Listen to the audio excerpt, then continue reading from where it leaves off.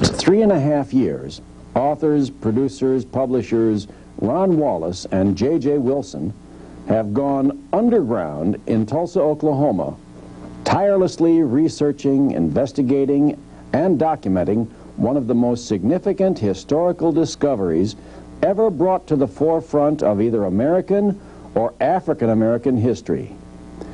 They've written and published a new book called Black Wall Street, based on true historical facts about a small, highly prosperous, and very sophisticated African American community that existed in Tulsa, Oklahoma at the turn of the century. Presently, American history instills into the minds of the youth of all races that African Americans have no other history than that of slavery or civil rights. This rich and very vital history of Black Wall Street will instill instant pride, multicultural awareness, improve self-esteem, and build a strong character in our youth. Another very significant point should be made. It is that when youths from other nationalities see the documented historical, economical achievements of these African Americans in Black Wall Street, they will inevitably begin to view them in another light, hopefully reducing the ugliness of racism so prevalent in society today. In 1921, one of the most devastating massacres in U.S. history took place in Tulsa, Oklahoma. The 1921 Tulsa Race Riots. The black community of North Tulsa, called Black Wall Street, or as whites called it, Little Africa, was completely burned to the ground in a mere 12-hour period. Over 1,300 businesses and homes were destroyed and completely ruined. 10,000 people were left homeless in the night, and to this day, no one knows how many people actually died. Accounts range from 500 to 1,500 men, women, and children, both black and white. This senseless massacre of human life was very carefully covered up by high city officials. When Black Wall Street was destroyed, a major black economic movement that would have affected all black communities in America was crushed and completely halted. Black Wall Street was the most prosperous and most thriving black community in America during these times. It defined the word nepotism to its ultimate form. These highly organized blacks worked together in the same manner the Jews, Japanese, and Iranians work together in this day and time. Black Wall Street was so prosperous that white oil men would come across to the black community to borrow large sums of cash in order to keep their businesses afloat. This very powerful black movement would have had an effect on blacks all across America, socially and economically, but 3,000 card-carrying Klansmen would not allow that to happen.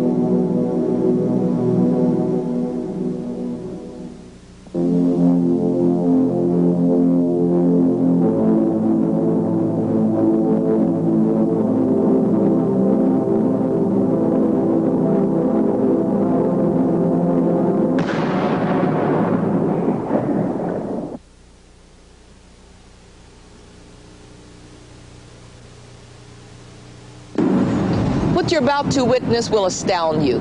It will most likely affect you very deeply, no matter what race, creed, or color you are. And just maybe, this film will make us all take a second look at our fellow man and not hate him or her because of the color of their skin.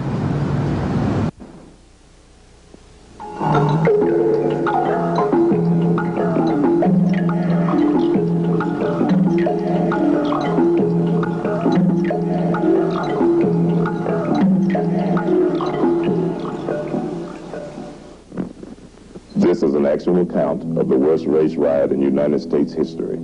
It's not a pretty story, and it's not being told for its shock value or to reopen old wounds. This material is presented because it happened 70 years ago to another generation whose story is pertinent to this contemporary generation. The true facts were completely covered up and kept from the American public. The date was June the 2nd, 1921. The place, Tulsa, Oklahoma.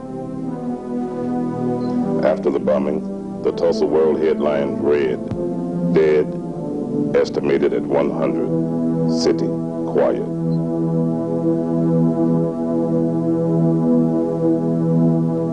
One of the bloodiest race riots in the nation's non-military history had begun. The spark for the tinder was ignited on Monday, May 30th, 1921. Here's the story.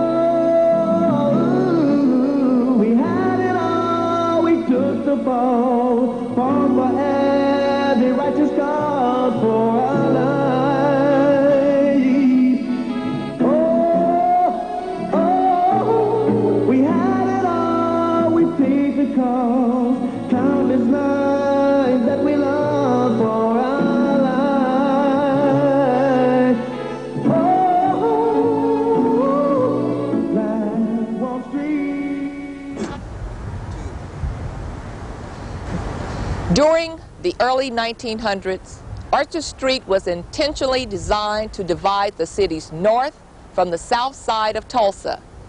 Blacks were forced to remain on the north side, and whites enjoyed their separatism on the south side. Laws were passed to make sure that whites and blacks remained separated.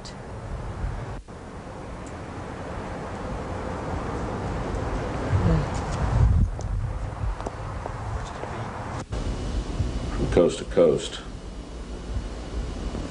from hate, and discrimination, and arrogance, and those were probably the underlying reasons. They manifested themselves in organizations like the Ku Klux Klan. But you can't blame the riot on one or two or three specific incidents. The environment is what caused it. You have to keep in mind that in 1921, the majority of the Oklahoma legislature were Klansmen. Almost every city and county official in Tulsa County, Oklahoma, was elected with either support of the Klan or they were Klansmen themselves. In those days, the Klan would have parades in downtown Tulsa, wearing their white sheets and their pointy little hats to fit their pointy little heads, that would last 4 to 5 hours in length. Now visualize the number of people that were involved in a parade that would last 4 to 5 hours. And all these people came from Tulsa. When you had a parade in Tulsa, a lot of people come in from other counties.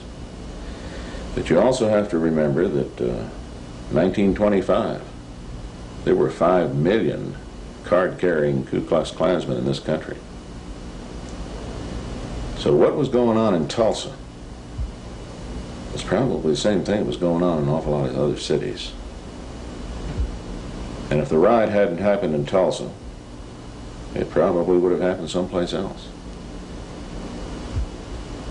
The difference between Tulsa and some other city is that we know how bad it got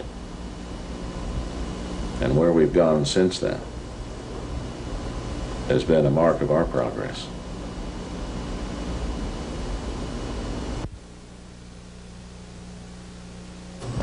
As I sit here, I wonder, with blacks fighting for equal rights and integration in other parts of the United States at that time, was it really a good idea for blacks living in Greenwood to integrate? But what happened by 1921 was not so much what happened on the black side, but what happened on the white side of the city. Because you had a lot of veterans coming back from Belleau Wood and Chateau Thierry and the Argonne Forest, and they couldn't find jobs. And a lot of these were white, uneducated, lower economic class folks. And when they came back to Tulsa, the Klan milked that resentment that they held for those black, prosperous businessmen. And the Klan did the same to them that the Nazis did in Germany in 1933. As a matter of fact, it's kind of interesting. You can make an analogy here that is historically profound. We had a microcosmic experience with the Nazis. The Nazis in Germany in 1933 blamed the Jews, and they persecuted the Jews, and they segregated the Jews, and they created ghettos for the Jews. And that's how they built their power, but they built their power on the disenfranchised and the disenchanted Germans.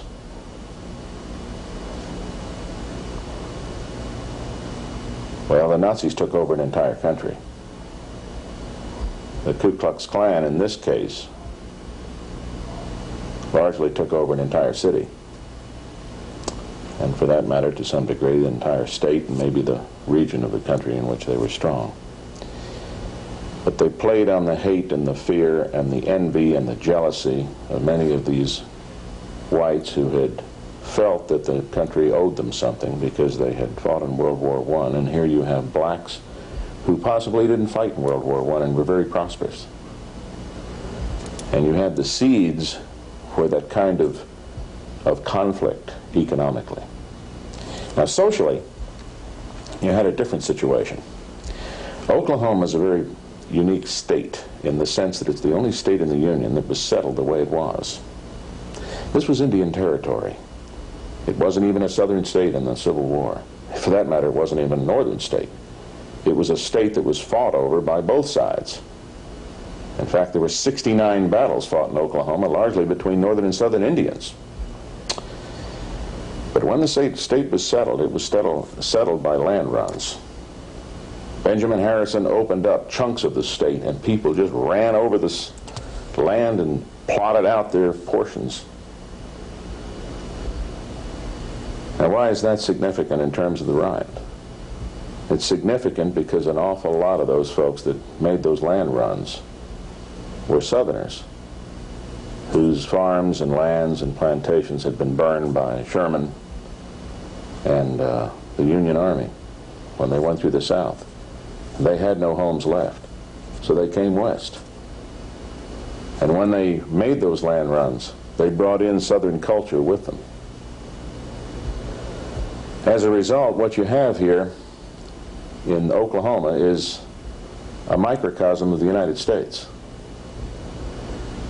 The northern half of the state is more metropolitan, in fact, politically, more Republican.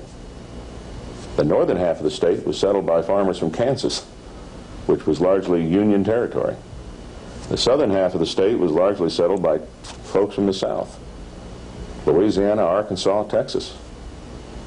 And the state pretty much splits that way in terms of politics and economics and social development.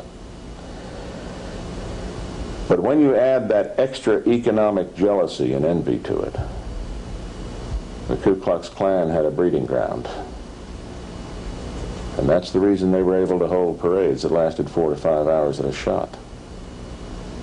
There were an awful lot of people that were more than willing to hate blacks because they represented something they wished they had. Little Africa was possibly the most prosperous area that blacks have ever collectively developed any place in the world. Oklahoma was regarded as one of the cleanest states in the nation and cherished its reputation as being called God's country. or the Bible Belt of America. Nothing could be further from the truth. Well, as I first stated, my husband predicted this that Sunday night at church. Them days we had BTUs. They about cut them out now and we don't have no BTU.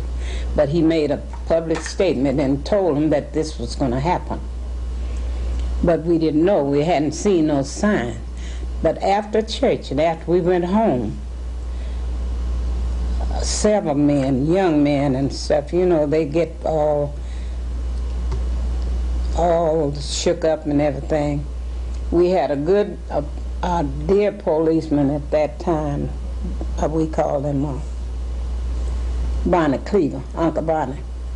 He was down there trying to corral them because the trouble was arising, and we didn't even know that, with this black man and this white woman.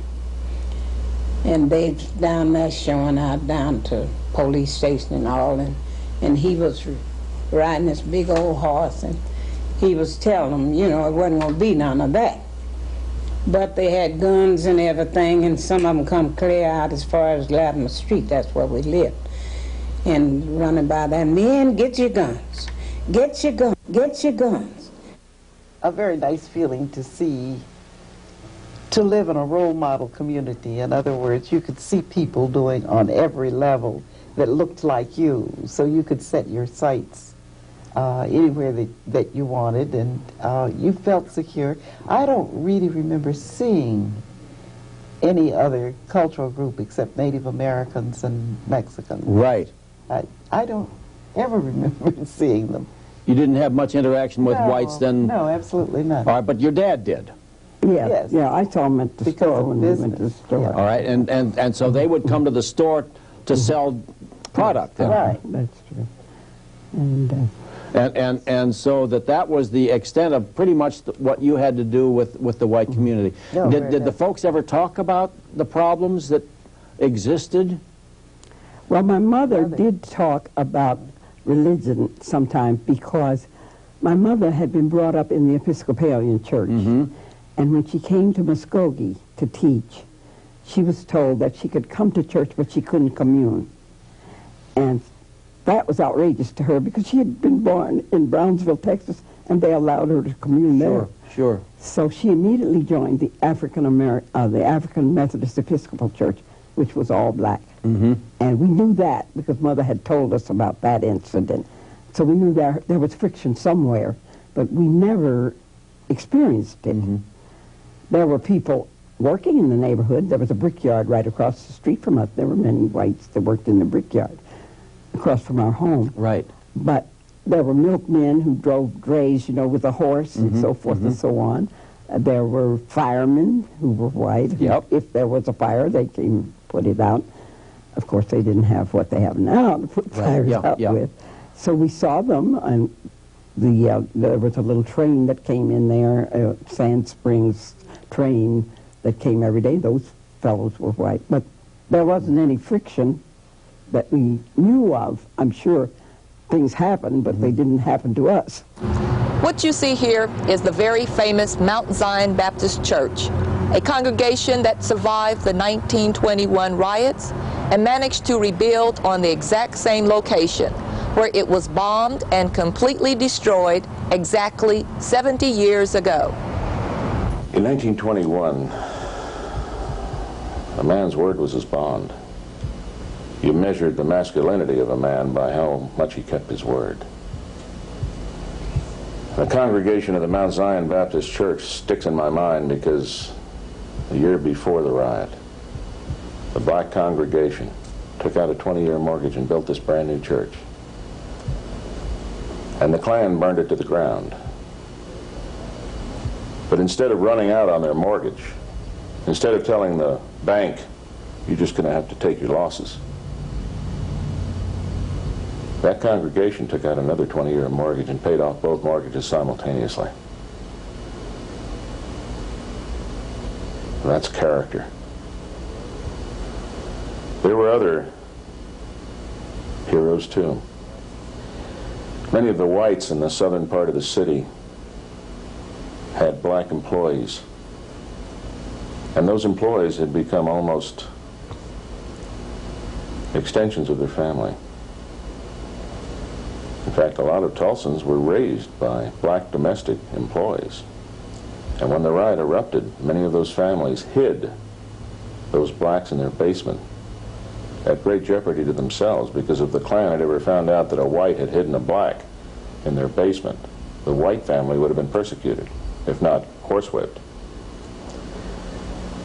Probably the two most singular heroes out of the riot was the Tulsa County Sheriff and the Tulsa County Black Deputy Sheriff. Willard McCullough was a Tulsa County Sheriff at that time, and he was the only sheriff in the whole state that had black deputies. His chief black deputy was Barney Cleaver. And you got to keep in mind, when that riot erupted around the Tulsa County Courthouse, there weren't more than maybe a dozen deputies in that building.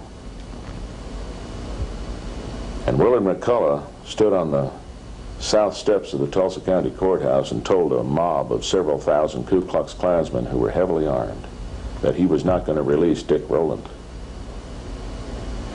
Barney Cleaver stood on the north steps of the county courthouse and told the black crowd that they weren't going to release Dick Rowland.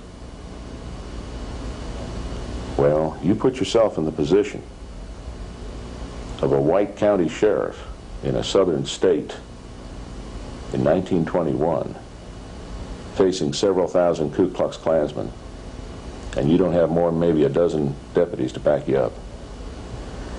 And Barney Cleaver's on the north side of the courthouse telling a black crowd the same thing.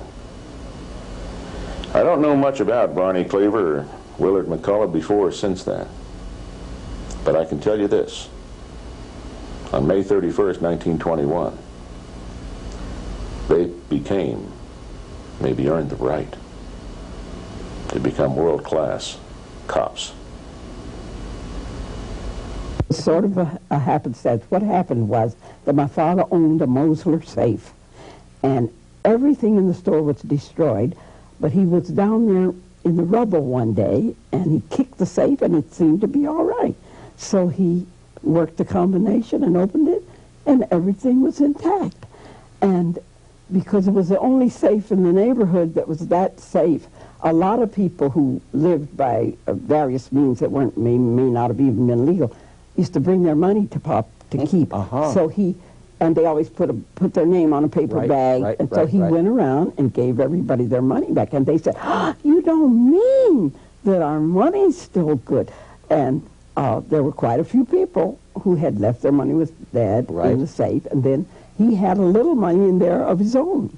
And so that was okay. He had some bonds in there, and those were okay. And that's what he used to make a tour of the United States with Mr. Gregg, the Secretary of the Y. They went to black churches in Washington, St. Louis, places like that, to tell people what had happened, because the Scripps-Howard newspapers had decided to keep it quiet. To make so they did get out there to tell the story.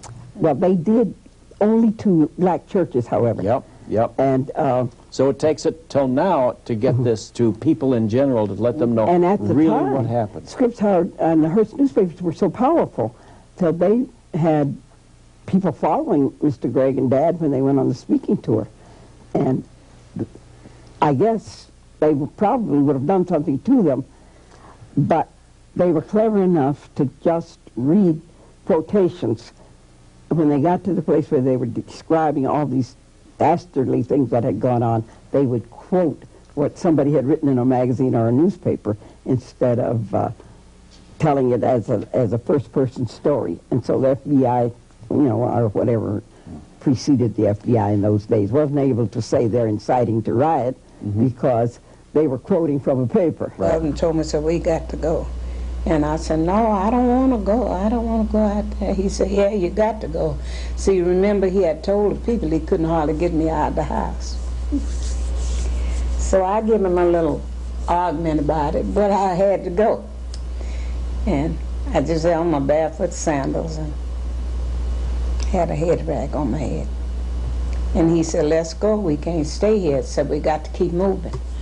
So he got out there and he went to preaching to the people. See, we was very thickly settled in on both sides of the streets, and all the houses was burnt down on my side, on this side and that side, but two houses, my house and another. All the rest of them was burnt down. See, all those little people, every chance they got, they would stick fire to the house. And all that fire was burning, and folks was hollering, some of them and running. And my husband told me, said, don't run, said walk, and stay out in the opening where they'll see you. And so won't nobody get shot. No, what had happened to our father and our brother, you see, they still weren't turned when you went home, no, they just the ladies, yeah, the children. And things were very much upset and disturbed. And the thing that bothered me the most was that I had seen them set fire to my doll clothes. And I thought that was the last straw. The doll clothes were hanging on the line because the lady that used to help us had washed all the clothes. My grandmother was a fine seamstress, and she had made the doll all kinds of good things. And then to see them take a torch and set them on fire on the line. So sad for children. It was. Things. I mean, children, cherish their possessions, and a child who's never seen any hatred. Yep, right. The Klan was extraordinarily powerful in Tulsa in 1921, but then again it was extraordinarily powerful throughout Oklahoma. As a matter of fact, during the 20s, Oklahoma impeached and convicted 2 governors, allegedly, of course, for other charges, but it was an open secret that one of the principal reasons they got impeached and convicted was that they were anti-Klan. The majority of the Oklahoma legislature were either Klansmen or supported by the Klan. But then Oklahoma was not unusual. States all across the country had that kind of influence in them. But in Tulsa County itself, there was a rather unique situation that developed. In the late teens, the Glenpool oil field was roaring. And that's just west of Tulsa County. An awful lot of money poured into this city. And the whites, who were the big oil men, lived on the east side of the Arkansas River. The roughnecks who worked the rigs lived on the west side. Well, there wasn't enough housing on the west side, so a lot of the roughnecks would come over to the east side and live in rooming houses on 12-hour shifts. A lot of people said that was due to the housing shortage. A great degree it had to do with the working cycle of a roughneck on a rig. Because roughnecks worked 12-hour shifts on rigs. The point here is that a lot of the money that poured into Tulsa, that helped build Tulsa into the beautiful city it became, was also poured into the Ku Klux Klan. And the Klan became extraordinarily well financed. With that sound financing that they received from those oil men who were sympathetic to the Klan and who were in fact effectively manipulating the lower white economic classes to their own benefit, the Klan in Tulsa had a lot of money to do a lot of things that other Klan claverns didn't have that kind of support to do. For example, they had a building, a headquarters, here in Tulsa. It was called Beano Hall. Now, what did Beano stand for? It stood for Beano Jew, Beano nigger, Beano Catholic. I think it's ironic that Beano Hall eventually evolved into a pig barn. There were not only lynchings, but there were other forms of persecution.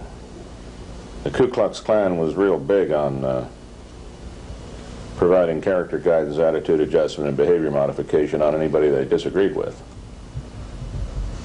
Not only including blacks, but whites who they regarded as violating their standards.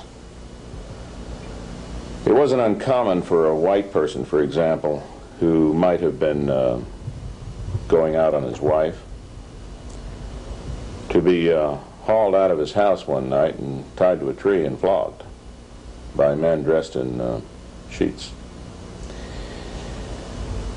Many blacks, however, were lynched. They were lynched by such organizations as not only the Ku Klux Klan, but the Knights of the White Camellia. There were all kinds of super secret little organizations that were self-appointed vigilantes.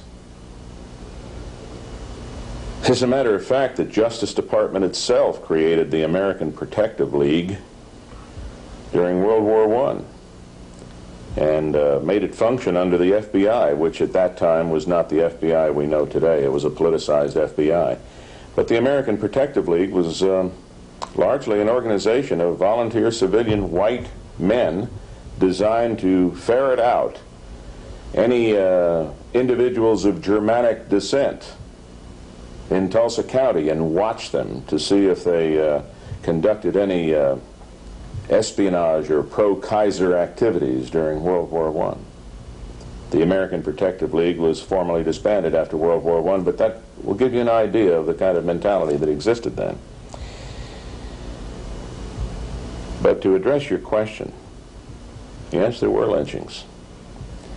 And to give you an example, several weeks before the Tulsa riot, in Wagner, which is a small town east of Tulsa, a black man had been arrested on a minor charge and incarcerated in the Wagner County Jail.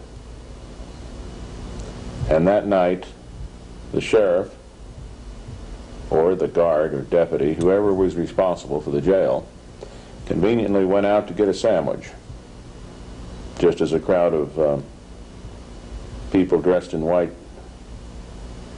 robes entered the jail, took the man out, put a noose around his neck, wrapped the other end of the rope around the bumper of a Model T Ford, and dragged him down the middle of Wagner Main Street. And that sort of thing didn't just happen in Oklahoma. That sort of thing happened across the country. And there were many lynchings before the riot. And I'm sorry to say there were many lynchings after the riot. But there weren't any lynchings in Tulsa County after the riot that I'm aware of. That my mother had actually shed tears. I had never seen her cry. And I had never heard her speak in that loud a tone. Yeah. And a little thing like burning down a town was quite small to me in comparison with my shock to see this absolutely strong, immovable, immutable, invincible person with tears rolling down her cheeks. So that was really the riot to me.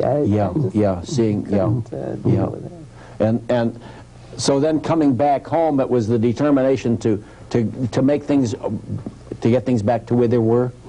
Well, we naturally, we hoped we could. We didn't know how we would because, you know, with the store completely destroyed. At that time, Papa didn't know that the insurance wasn't going to pay. I mean, everybody assumed their fire insurance. An act of God. But everybody assumed that that was an act of God? That their fire insurance would, you know, cover at least, you know, their basics. But I had many nightmares after that. I couldn't sleep at night, and they were really worried about me because it was such a shock to me. I think Irene and Leslie knew about prejudice, but I didn't. Right.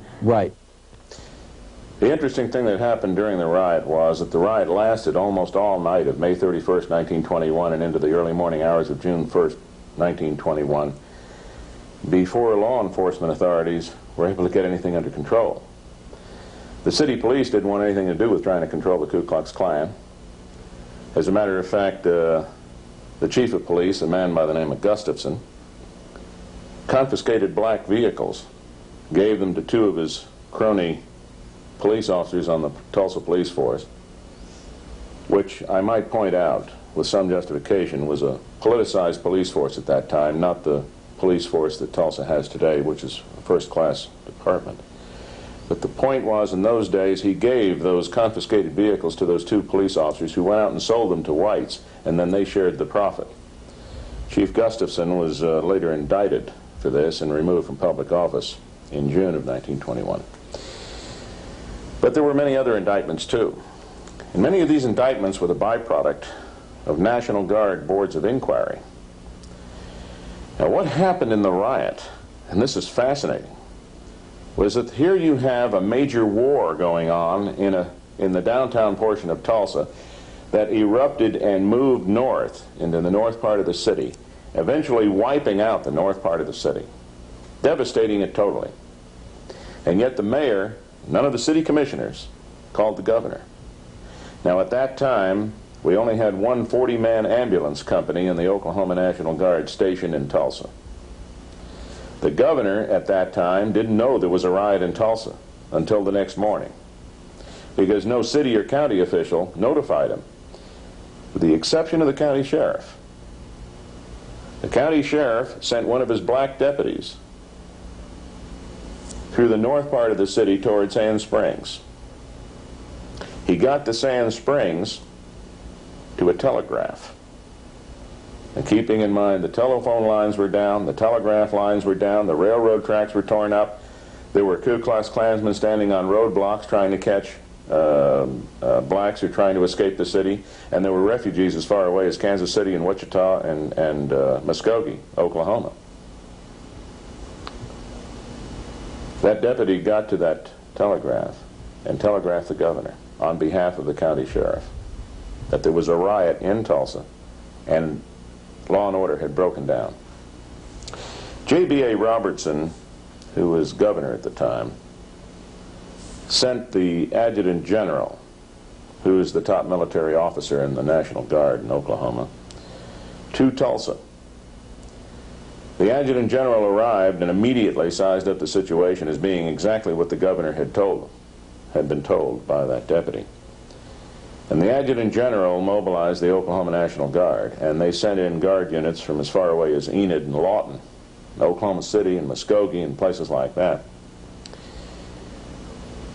And a lot of people attribute the troops that arrived were federal troops. They weren't federal troops.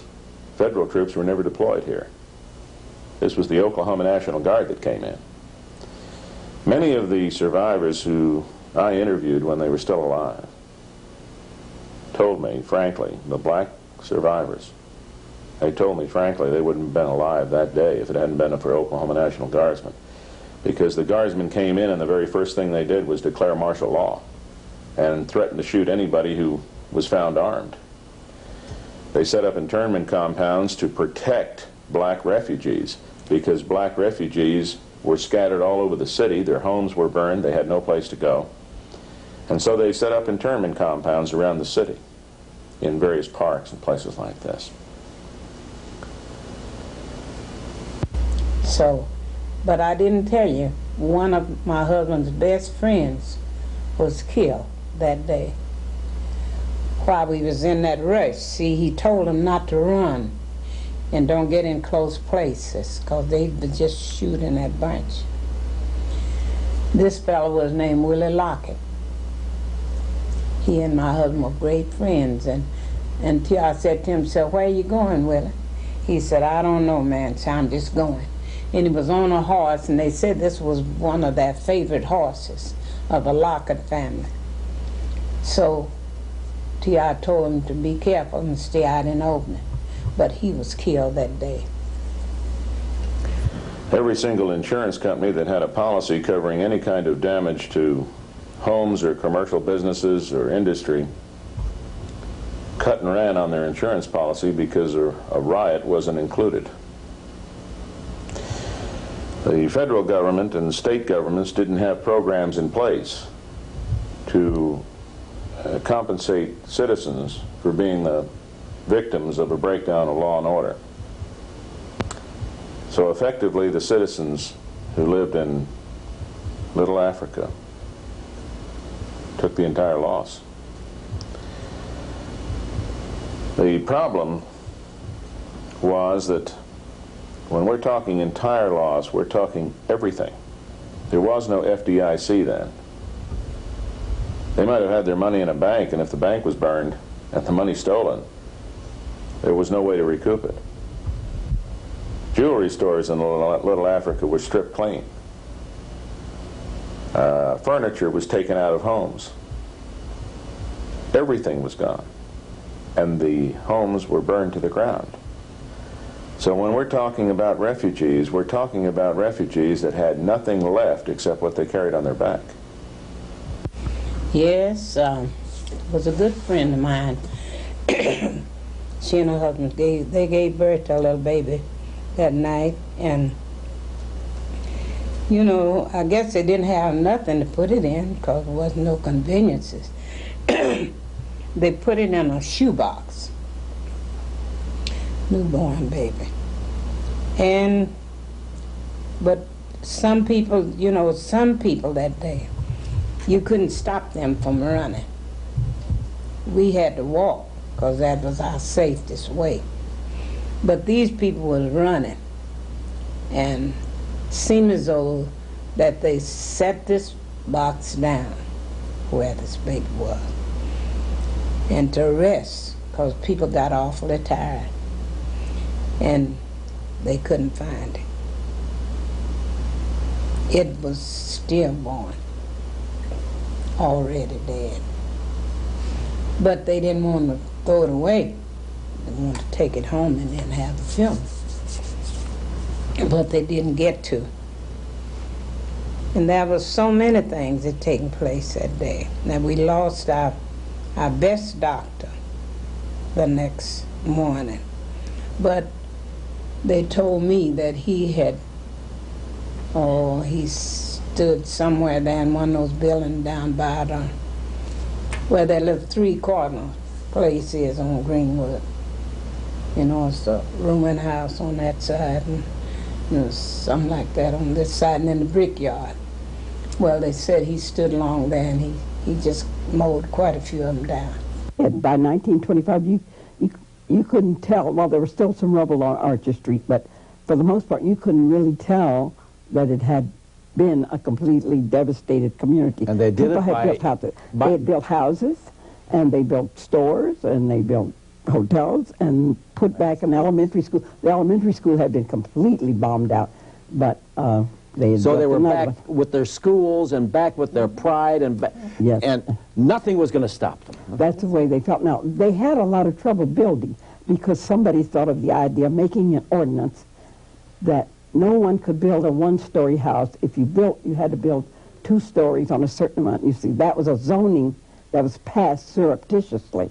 Right. To keep them from building back on that spot because the town really wanted to expand out there. But there was an attorney, B.C. Franklin, and a couple of other lawyers, black lawyers, who went to court and won that case that the people owned their land. They could build back on their land, whatever they chose, and they didn't have to live by these specifications that the zoning people had put in that were really artificial. You know, this is over 70 years, right? Yes. Since the fire. Yes, it's been a long time. What do you think now about a fire? About being in Tulsa as a little girl then? Well, I guess looking back, I'm very glad I had that kind of start where I never had to wonder whether or not you could do something or accomplish something. Yeah. There were so many people who had and did, and knowing people, when you're a child and you know people who look like you, who own airplanes, yeah, it does something for you. Yeah. So that it was in many ways a very privileged, we weren't rich, but it was a very privileged kind of experience. It never occurred to me to think that Mexicans or Native Americans were inferior or different, or that we shouldn't, because I had always been brought up, you know, where they were around, and sure. that's our, so it wasn't a matter of talking about it. I think it has been a very good investment because there's been so much hate and dissension now that if I had understood more, I would be a much different person, a much meaner person. All right. There were witnesses that an airplane crossed the black community by air and something was thrown out of it. There were explosions. The problem is that you don't have a cause and effect direct relationship, because Tulsa was piped by natural gas in those days, as it is today. And many of the homes were already burning. So from a more precise perspective, there isn't hard proof that a plane came over the black community and dropped bombs on the black community. However, there have been a couple of things we've been able to establish. There was a plane over the black community. There were things thrown out of it. There are some interesting conclusions you can reach from some of the available evidence. First, it wasn't a government plane. There were only about a half dozen planes in the state at that time that belonged to the government. There was no Air Force then. The Air National Guard didn't exist. And there were about a half a dozen biplanes at Fort Sill. None of them took off the ground during this period. But this was the period of barnstormers. It wasn't uncommon for a pilot who learned how to fly in World War I to have a biplane and to fly around the country and do tricks at state fairs and maybe take somebody up for a couple of dollars. That, in all likelihood, was what happened then. That a barnstormer who had his own airplane actually flew over the black community. Now, if he threw out anything, and if it was a bomb, it's perfectly understandable how it could have worked, because it doesn't take very much to make a bomb, particularly if you're a veteran of a recent war that had just ended. Greenwood was soon labeled the Black Wall Street of America. It consisted of highly educated black doctors, lawyers, PhDs, merchants, oilmen, and entrepreneurs. The interesting thing about this particular situation is that in North Tulsa in 1921, prior to the riot, there existed an area called Little Africa. And that was a mark of respect. The black business community was extraordinarily prosperous. As a matter of fact, possibly the best minds in black America had migrated to North Tulsa in the late teens and early 20s. They built a commercial and business establishment so prosperous that it rivaled any place in the world. In fact, the main street of Little Africa, Greenwood, was euphemistically referred to as the Black Wall Street. There were millionaires that lived there, and some of the architecture of some of the old homes in North Tulsa today represent that particular period. What do we tell people today about, in reacting to that? What did we learn from it? Well, I think two things. One is that the newspapers were able to keep it secret. In fact, to perpetrate the lie that everybody got restitution. Nobody got any restitution of anything. But they could fabricate a lie and it would be accepted as truth, and nobody worried about it. Still true. And Still true. Yet the people survived, but not because, they got any kind of justice. And I think one thing that we might have learned by it was that if people really have a strong will and a strong feeling for each other, that it's amazing what can be accomplished. And I'm particularly grateful for the education I got in Tulsa. When we went back to Booker Washington High, it was a fantastic school. The teachers were so well trained, and they couldn't get jobs anywhere else, of course, and so they taught there. Yep. And when I went to Columbus, I was going to say, when I went to Columbus, the teachers did not believe that I had been taught all I had been taught, you know, because they thought South, you know. And I remember even in math, the teacher said, "Can you do quadratic equations?" This is 9th grade. I said, "Well, which method would you like?" And she said, "What? How many methods do you know?" And I said, "Well, 4." She said, "In 9th grade, you can do 4 ways of quadratic equations." But we were talking about, and have been talking about, Black Wall Street, the fact that it existed. Let's talk just for a minute about the nature of the book. What is the book about? The book is about the most prolific and wealthiest black community in America. And we tell that story through the eyes of an African-American oil man and a Jewish merchant. We thought it was very important that each one of these characters represent 10 people that you read in this book. We wrote the book very visual. We wrote the book the way kids think. We put undertones in the book to make them turn the pages, and that's what's exciting about the book. The book tells you the story as though you're right there.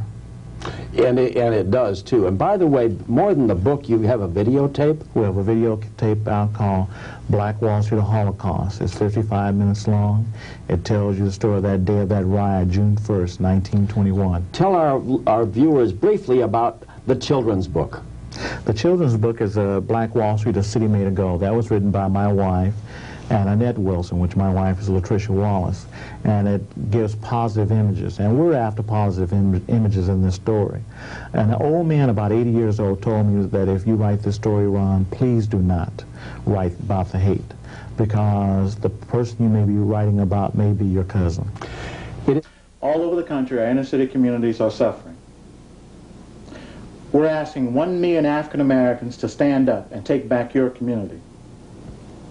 To book a Black Wall Street Town Hall meeting, give us a call at 1-800-527-7299. Call today.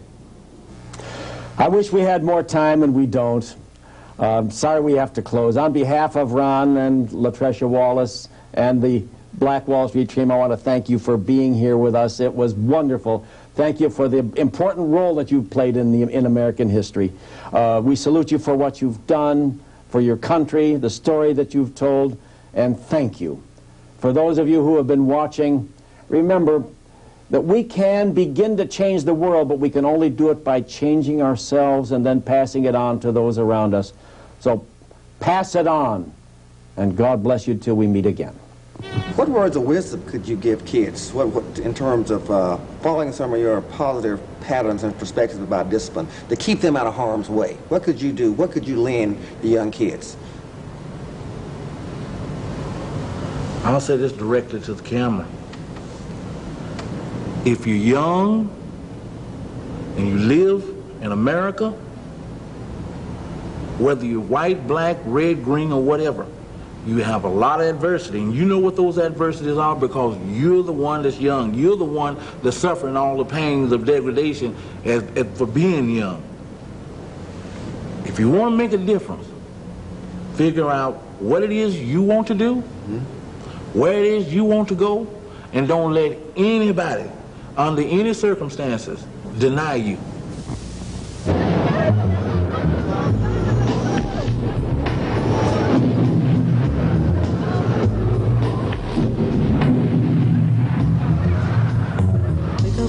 Wake up now. Riots in the streets are that's a reception of an African American. It's prosperous black people working together for the good. They were keeping all the money's in their own neighborhood. Black Wall Street, Black Wall Street, Black Wall Street, Black Wall Street. Black Wall Street was a place to be, hope and prosperity. They were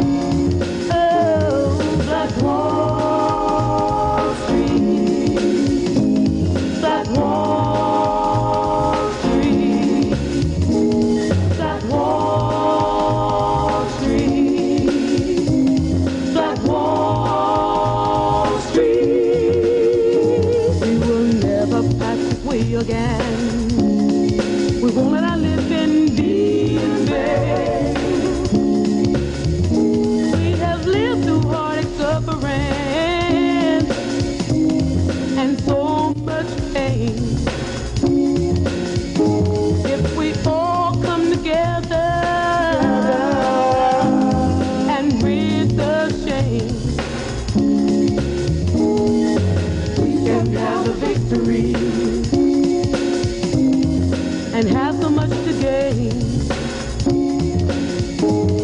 Black Wall